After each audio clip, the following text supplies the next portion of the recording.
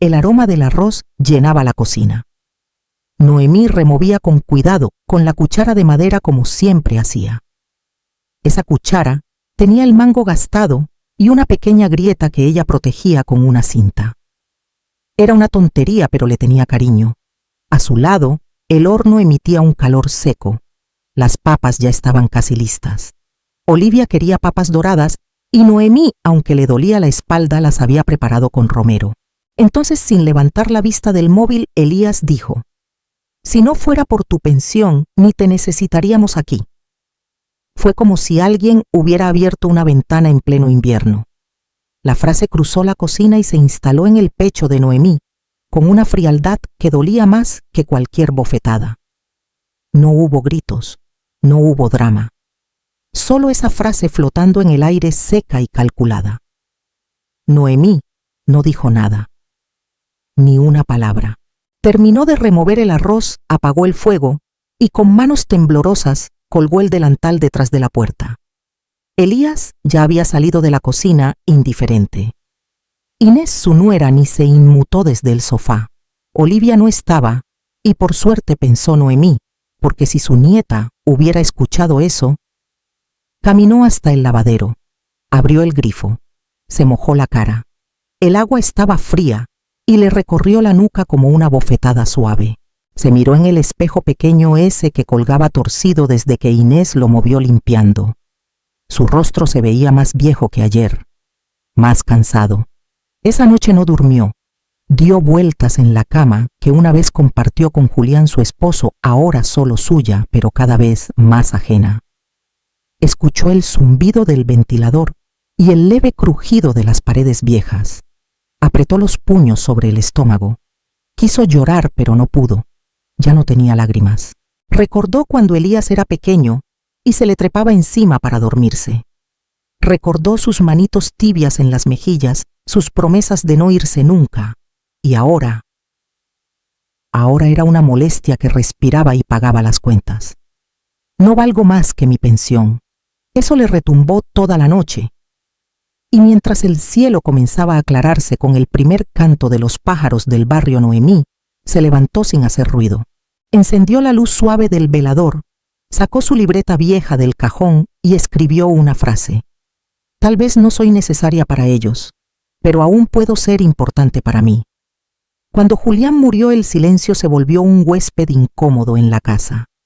Noemí intentó llenarlo con rutinas: regar las plantas, limpiar las cortinas, cocinar para uno, como si fuera para dos. Pero por más que intentara distraerse, cada habitación le recordaba que ya no estaba él. Fue Elías quien la llamó una tarde de enero. Su voz sonaba distinta, desgastada. «Mamá, ¿podemos hablar?» Inés había perdido el trabajo. La renta del piso donde vivían se les hacía imposible. Olivia, de 7 años, estaba confundida y nerviosa por los cambios. Noemí no dudó. Les dijo que sí antes de que su hijo terminara la frase. Preparó la habitación de invitados con sábanas nuevas. Compró una lámpara de noche con forma de luna para Olivia. Cocinó lentejas, las favoritas de Elías. Cuando llegaron con las maletas, Noemí sintió algo que no había sentido en meses: compañía. Durante los primeros meses todo pareció bien. Olivia llenaba la casa de risas. Elías ayudaba con las compras. Inés, aunque distante, mantenía las cosas en orden. Noemí se sentía útil, necesaria, viva. Pero con el tiempo los gestos fueron cambiando.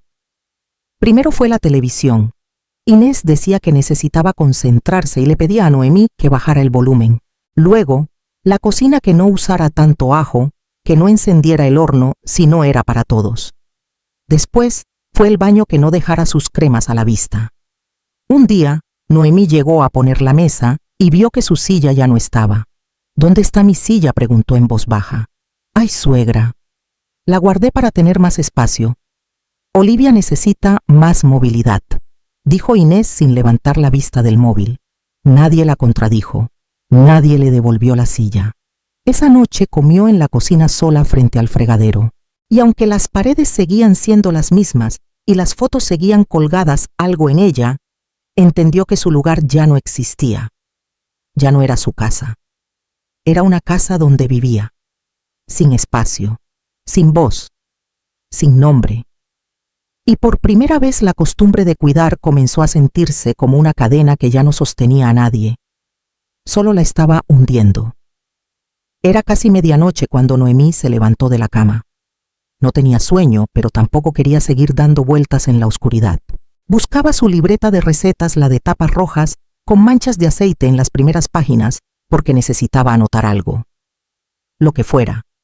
Una lista, un recuerdo, una frase. Abrió el cajón del armario donde guardaba papeles viejos. Lo había revisado 1000 veces, pero esa noche sus manos fueron directo al fondo. Entre facturas, cartas dobladas y fotos amarillentas, encontró un sobre beige grueso con su nombre escrito en la letra clara de Julián. Se sentó al borde de la cama. Lo sostuvo entre las manos como si ardiera. Lo había olvidado, o quizás lo había evitado. Lo abrió con cuidado.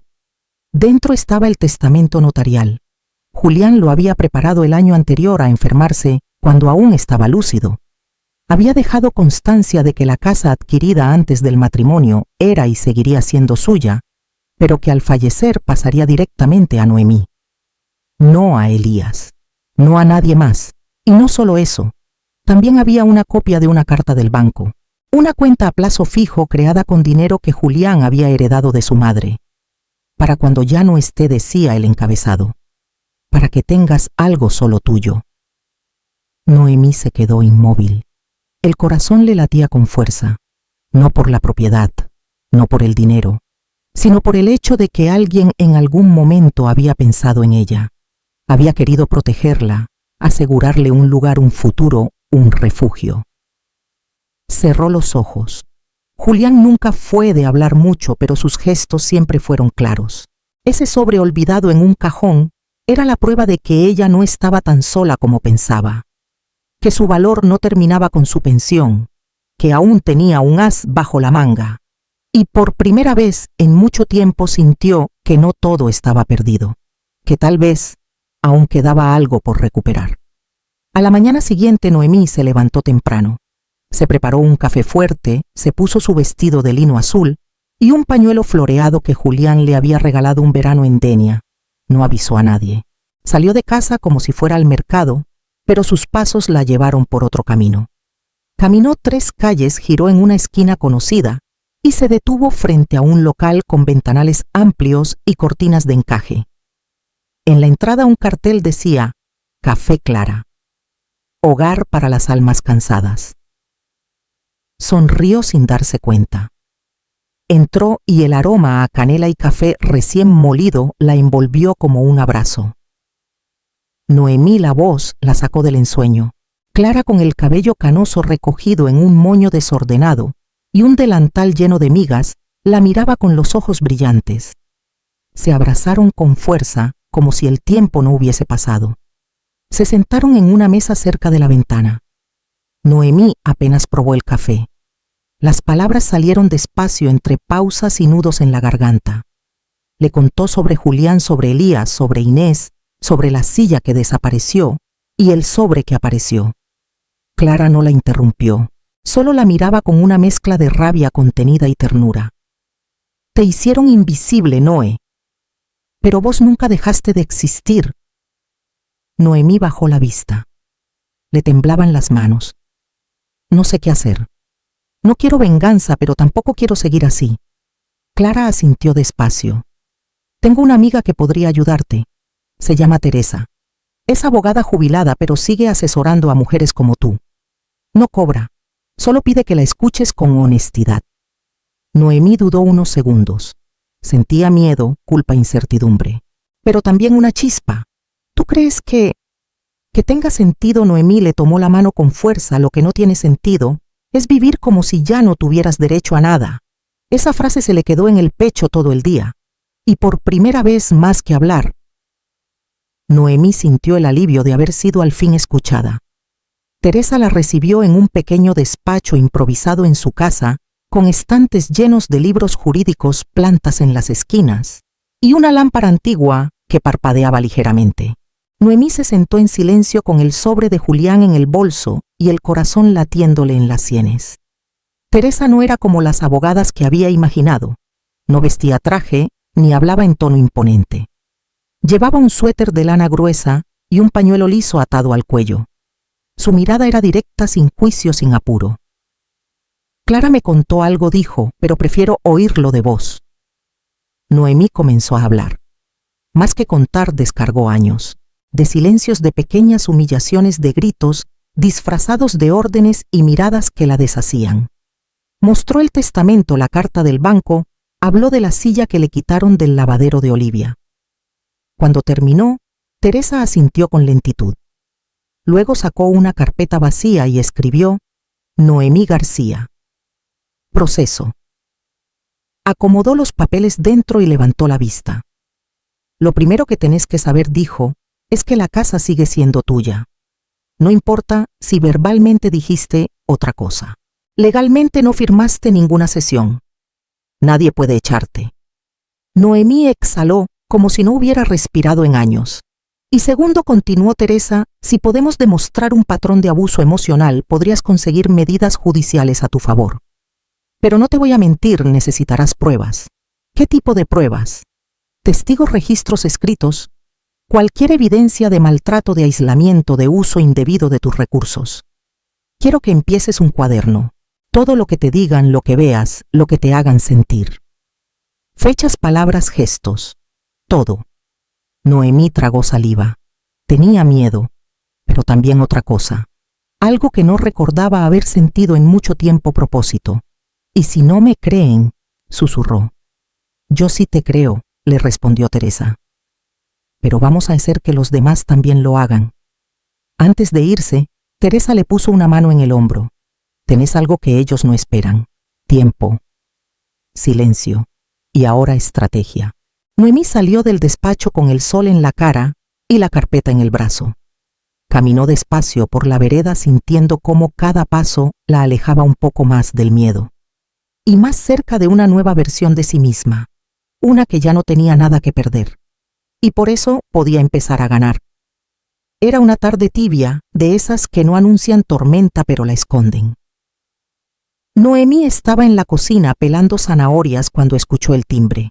Olivia abrió la puerta, pero fue la voz del cartero lo que la hizo detenerse. Elías Navarro, firma aquí, por favor. El silencio que siguió fue espeso. Noemí no se movió. Escuchó cómo Elías bajaba las escaleras, cómo el bolígrafo raspaba el papel y cómo la puerta se cerraba con un golpe seco. Segundos después, Inés apareció en la cocina con los ojos ardiendo. ¿Qué es esto?, gritó, agitando un sobre con el membrete del juzgado. Elías estaba detrás, pálido como las paredes. En la otra mano sostenía otro sobre del banco. Lo miraba como si contuviera una sentencia. Noemí secó sus manos con el delantal y se giró serena. Es una notificación. Dejo constancia de mi situación legal. Solo estoy defendiendo lo que es mío. Inés abrió el sobre y leyó rápido con los labios tensos. Nos estás denunciando. ¿Querés que vayamos todos a juicio? Quiero que se respete lo que me corresponde. Nada más. ¡Qué vergüenza! Después de todo lo que hicimos por vos. Noemí sintió cómo se le hinchaba la garganta, pero no bajó la mirada. ¿Y qué hicieron? Usar mi pensión, sacarme de mi cuarto, tratarme como si estorbara a Elías. Intentó decir algo, pero no le salieron las palabras. Solo se quedó ahí, sosteniendo el sobre del banco, donde seguramente ya le habrían informado que la cuenta estaba congelada, que las transferencias automáticas habían cesado. Esto no es necesario, mamá, murmuró sin fuerza. Lo fue desde el primer día que me hiciste sentir invisible. Olivia asomó la cabeza desde el pasillo. Sus ojos iban de un rostro a otro en silencio. Noemí volvió a su olla y encendió el fuego sin decir más. Dejó que el sonido del agua hirviendo hablara por ella. Y en ese gesto sencillo, sin gritos ni portazos, supieron que no era la misma. Que no estaba pidiendo permiso. Que esta vez había aprendido a defenderse sin pedir perdón. Los días siguientes a la notificación fueron un desfile silencioso de pequeñas violencias. Noemí lo sabía. Teresa se lo había advertido. Ahora que mostraste los dientes van a querer arrancártelos. Inés comenzó cerrando el baño del pasillo con llave. Le dijo que era por seguridad, pero Noemí entendió que era otra forma de decir, no entras más aquí. Tuvo que usar el baño del lavadero donde no había agua caliente y el techo goteaba cuando llovía. Después vino la comida. Por la mañana el pan ya no estaba en su sitio. La leche se había acabado aunque la heladera seguía llena. Cuando preguntaba a Inés, alzaba las cejas y decía, «Ay, suegra, debes haberlo terminado vos sin darte cuenta». Noemí no discutía. Apuntaba la fecha y la hora en su cuaderno escondido entre los libros de recetas. Cada acto quedaba registrado, cada palabra, cada silencio hostil. Olivia observaba, callada pero atenta. Veía cómo su abuela se preparaba té con agua del grifo y una bolsa usada, cómo comía galletas duras mientras ellos cenaban pizza, cómo bajaba la vista cada vez que Inés entraba a una habitación. Una tarde Olivia entró en la habitación de Noemí con una hoja en la mano. Tenía letras redondeadas, tachones y palabras subrayadas. «¿Qué es esto, mi amor?» «Una carta para el juez». «¿Por qué?» «Porque te están tratando mal y eso no está bien». Noemí se quedó en silencio con la hoja temblando entre los dedos. Olivia se sentó a su lado y le acarició el brazo. «Yo vi cuando te sacaron la silla. Vi cuando te gritó mamá, cuando papá no dijo nada y cuando comiste sola en la cocina». Noemí no pudo hablar. La garganta se le cerró con una mezcla de tristeza y ternura. Puedo leerla en voz alta en el juicio. «No sé si vas a poder estar ahí», susurró Noemí. «Entonces dásela al juez, yo la firmo». La abrazó con fuerza. Ese cuerpo pequeño, ese corazón grande. Y entendió algo que a veces el amor no necesita ser enseñado. Que hay niños que ven, sienten y eligen estar del lado correcto sin que nadie se los pida. El juzgado olía a papeles viejos y aire cerrado. Noemí estaba sentada en una silla de madera, las manos cruzadas sobre el regazo, el cuaderno con las anotaciones en una carpeta beige. Teresa, a su lado, le apretó el brazo con suavidad. «Vas a estar bien». Del otro lado de la sala, Elías bajaba la mirada. Inés no había querido asistir. «No pienso ser parte de ese show», dijo. Pero el que estaba ahí con los hombros caídos y el rostro descompuesto era su hijo. Su hijo, que alguna vez durmió sobre su pecho, que un día le dijo, «Mamá, no me sueltes nunca».